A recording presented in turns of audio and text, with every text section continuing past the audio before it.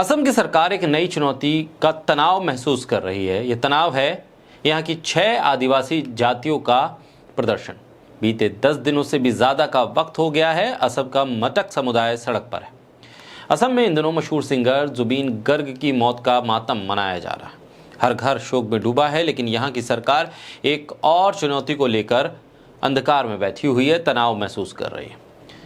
यहाँ पर मटक जाति समुदाय सड़क पर है और अपनी मांगों को लेकर सड़क पर उतरा है। दरअसल असम में मटक समेत 6 आदिवासी समुदाय सड़क पर उतरे हैं। अनुसूचित जनजाति का दर्जा पाने की मांग को लेकर वो प्रदर्शन कर रहे हैं। राज्य की आबादी में इनकी हिस्सेदारी 12% बताई जा रही है। बीते 10 दिनों से भी ज्यादा का वक्त हो गया है। ये समुदाय सड़क पर हैं, 2 बड़ी रैलियां कर चुके हैं और ऐसे में सरकार के लिए नई चुनौती पेश की जा रही है।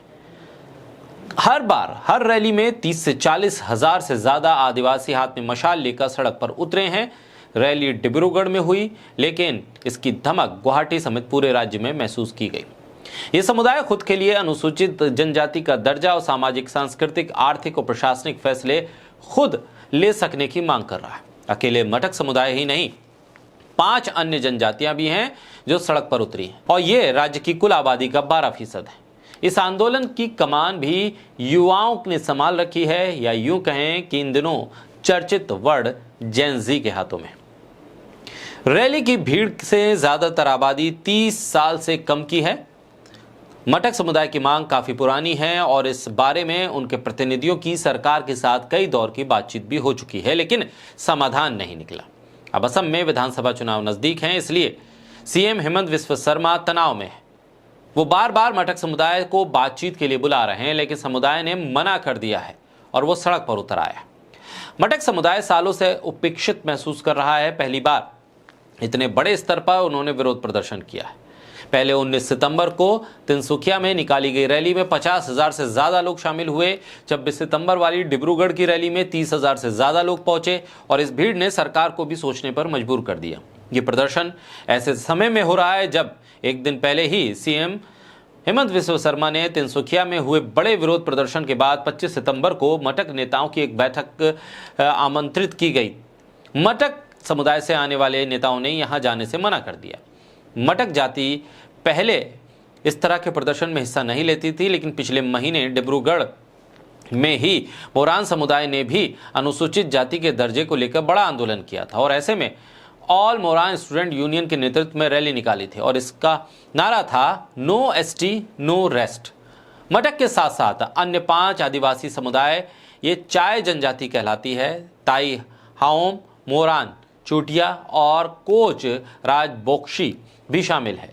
यानी ये वो लोग हैं जो चाय के बागानों में काम करते हैं। यानी कि दिल्ली की सत्ता पे बैठे सरकार जो गर्व से कहती है कि एक चाय वाला प्रधानमंत्री है, उसे चाय के बागान वाले ही टक्कर दे रहे हैं।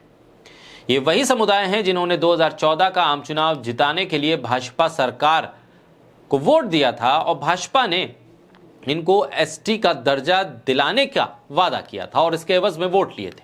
2011 में असम की कुल आबादी 3 करोड़ 12 लाख से 38 लाख यानी कि 12.4% आदिवासी हैं। यानी जो कुल आबादी है असम की, उसमें से लगभग 12% से ज्यादा, लगभग 12.5% के आसपास ये आदिवासी।